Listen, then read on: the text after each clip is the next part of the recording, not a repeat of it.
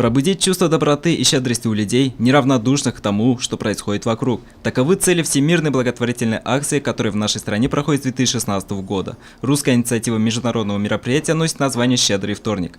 Таким образом, наша страна присоединилась к 75 странам, в которых День благотворительности проходит на постоянной основе. В этом году в числе городов, принимающих участие во Всемирной эстафете добра, появился и Сибай. Только у нас решено сделать «Щедрую пятницу».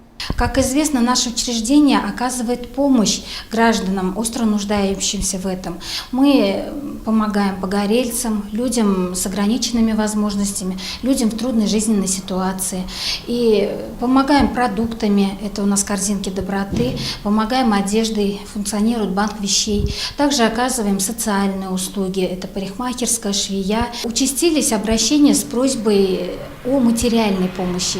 И в связи с этим наше учреждение совместно с администрацией города реализует благотворительную акцию «Щедрая пятница». Главная задача «Щедрой пятницы» – привлечь денежные средства для помощи нуждающимся. Именно поэтому в торговом комплексе «Стройдвор» и в многофункциональном комплексе «Зауралье» в эти дни появились ящики накопителей. Свой вклад в доброе дело в виде пожертвования может сделать каждый желающий. Оказывая помощь нуждающимся гражданам, мы помогаем друг другу.